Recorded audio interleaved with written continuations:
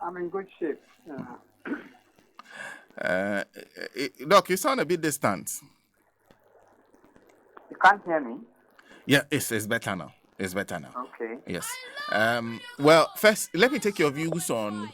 So far, I'm sure you've seen some of the documents making the rounds, and what they're saying. And this morning, we know the minister has resigned. The president has accepted her resignation, with a Yeah. belief that she'll be cleared by any investigative process. What do you think, Doc? Well, I mean, the resignation letter and the president's response have the tone of exchanges between two lovers. But more seriously, I mean, No, but Doc, you're saying when you read the two letters, it's like yeah. an exchange between two lovers. Yes, Why do you say so? that is my first impression. That was the first impression you got from reading the resignation letter and the response from the president. Yes. But then, so now, the thing is this. The minister's conduct thus far puts the president and his entire administration on trial, right? And so the first point of call for everybody involved in this is a matter of survival of the regime. So this has been carefully choreographed. First of all, I think they put out a statement saying that all things circulated in the public realm was very different from what the facts are, right? Then I think I learned that there are attempts being made. Look, we're getting some feedback from you. Can you hear me? Yes, it's better. Just that we keep getting some consistent feedback from you. But Can you hear me? yes, it's better now. It's better now. Please go ahead. Is it better now? Yes, better, Doc. Okay, so, and then I think we got wind of through the grapevine that there are attempts being made to change the charge sheet now that this thing has escaped into the public realm. So, and then I hear there are also people who are expectant that there will be an inquiry of some sort.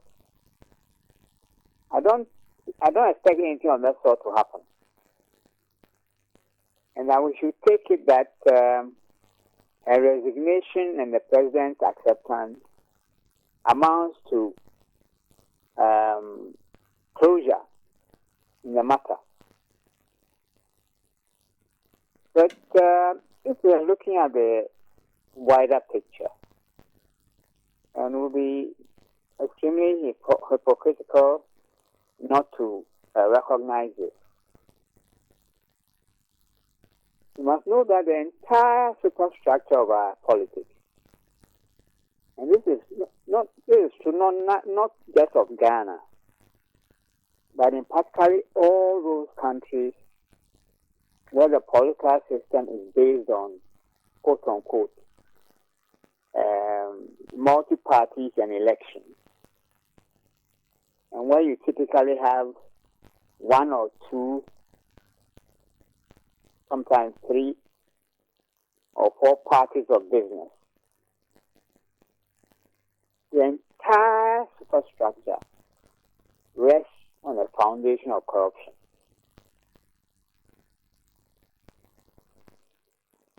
This is true of our country. This is true of every country on earth that runs a system of so-called multi-party elections, which essentially comes down to a cross between a beauty contest and an auction. Lots of money are required for that. And all kinds of novel means must be found to generate the money and to channel it.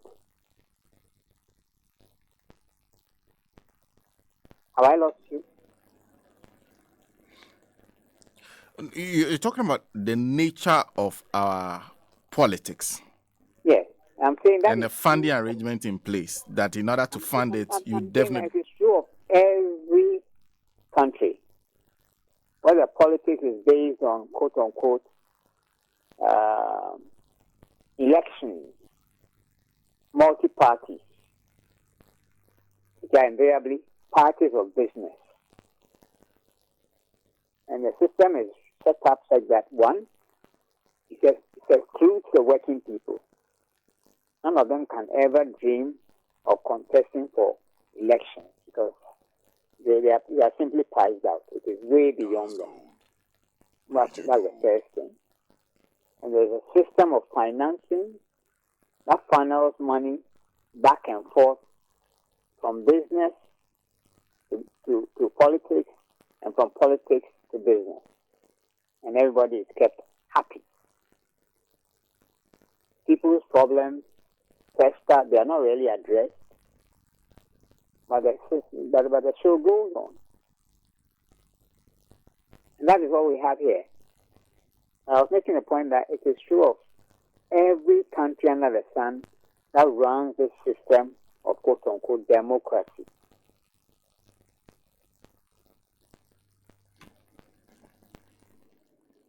So for you, it does not surprise you? No, not at all. Why? Look, this minister is responsible for sanitation, right? Yes. Now, over the past 2 decades, or close to 2 decades, and first starting with the MPP, and then the NDC, back to the MPP, we've had a private monopoly established in the business of managing communal and municipal waste. Both governments, both regimes have superintended the establishment of a private monopoly in the business of managing municipal waste. The huge sums of money have been passed. People are paid slave wages, superintended by the state. I think there's only one journalist that I think has been interested in that area. What's the name of this guy? I think it's Manasseh. Precisely. Yeah. But he has been a voice in the wilderness. It's of no interest. Huge sums of money are generated, and I suspect that huge sums of money are funneled back to politics. Otherwise, such a system would not have been set up in the first place. So, what is happening should give us pause. Like I said, the president, the minister's resignation, quote unquote, and the president's acceptance, as far as I'm concerned, is amount to closure of the matter. Closure. Yes. Like, would you just consider the matter is settled for now? It is settled. It is possible that subsequently may see some orchestral maneuvers in the dark by Yoko or which other one is that? Special Prosecutor's Office, whatever. I don't think much will happen. But the matter is closed. We can go back to business as usual. But from reading the president, even though that statement in itself raises serious questions, it gives you the impression that the president is taking off investigations, is it not? Because he says that I am. The investigation has already been done. Investigation has been done. Yes. By who? This is a private affair. The minister has been called. She has been talked to. She has come to understand that their collective interest requires that she resign. She has resigned. End of the matter. So for you, even if let's say an investigation starts today, you know the outcome of that. We should just expect. That starts will only be an exercise one in further insulting us and our intelligence, and maybe perfecting the cover-up. That will be all. I can bet my head on this one.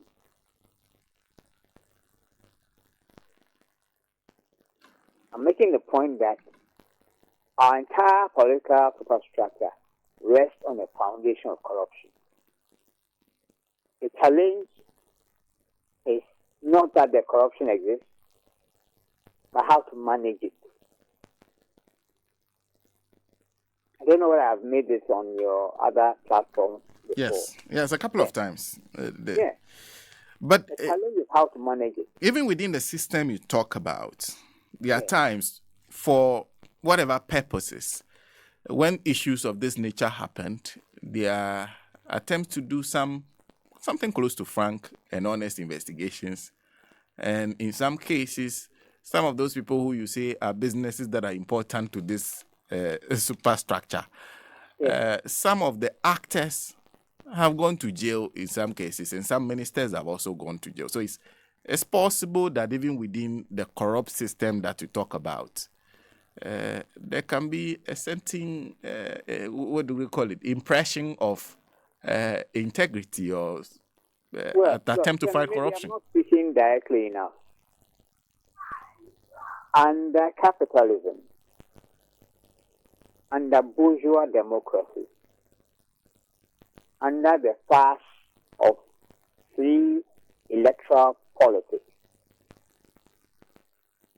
we're everywhere from Azerbaijan to Zambia and every country in between. The systems that you have in place are merely to allow a few to monopolize power, to enrich themselves, and to keep the rest poor. It doesn't matter how it starts and the course it takes. The end result will be the same. And to uncover up, and the principal culprit will be left free. It doesn't matter how it starts.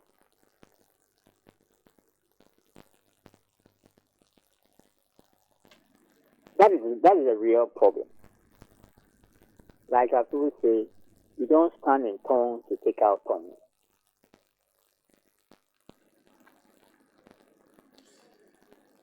And I was pointing out that there's been investigations in the past.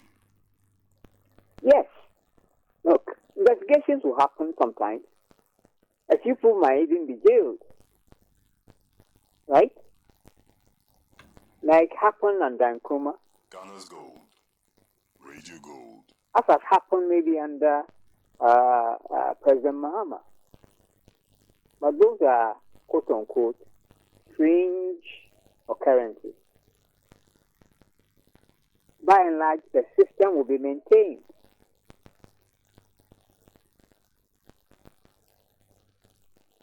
If you are looking for a way out, then this is not the path we have to take in terms of our political economy. But the point I'm making is that our political economy dictates that this is how things will be done. It doesn't matter how much fanfare we attach to it, how much seriousness or unseriousness we are able to summon. The end result will be the same. And actually, you know what? To appear that talking about corruption is one of the major industries in our country. And that is so in practically all these other places.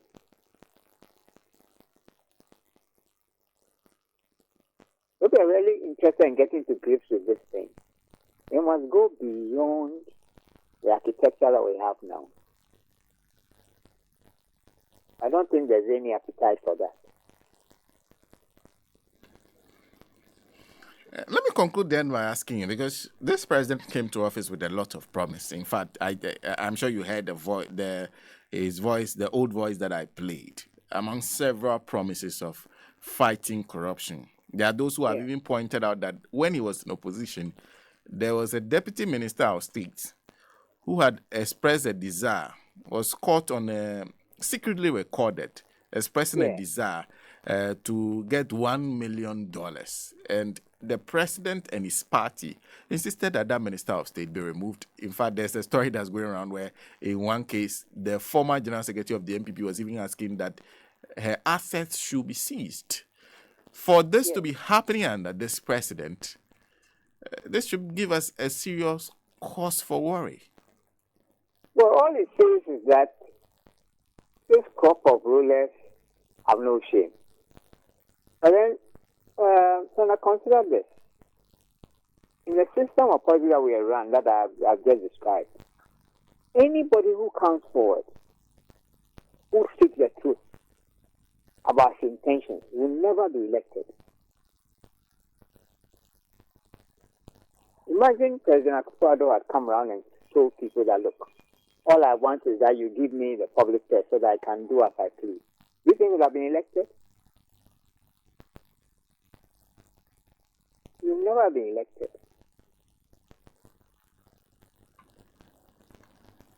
I'm saying that the system of policy that we run gives us these results. We have no right to pretend to be surprised. If our policy was to be based on integrity and respect for the truth and the interest of the people, putting the interest of working people first, this is not how we will run it. My election leaders through, public elections, public auctions, and duty fairs.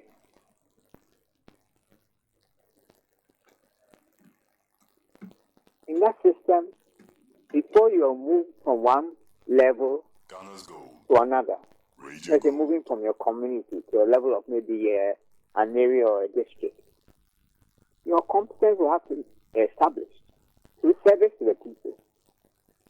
That's the kind of system that the Chinese run.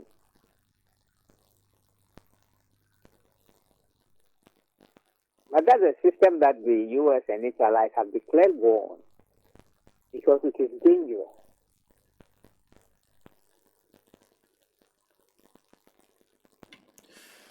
Well, Doc, thank you. But are you suggesting that we're giving the president a public purse and he's using it for whatever he likes?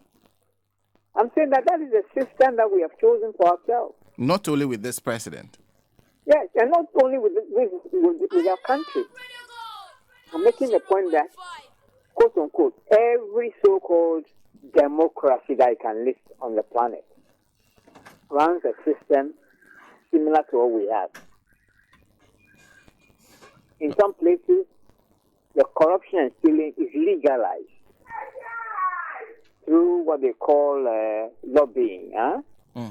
I understand your point, Doc, but I'm saying that this particular president was the one who people thought was going to break that niche. So you must choose an alternative system. That's the point I'm making. I'm saying that if you insist on staying within the confines of capitalism and bourgeois democracy, these are the results you will get. It doesn't matter how how much what do you call it? I'm looking for the right word. How much tidying up you do. These are the essential results you get. Simple. Look, thank you very much for speaking to us. My pleasure. Well, that's Dr. David Pessey joining us on the line. We'll be having a conversation with Emmanuel Wilson Jr.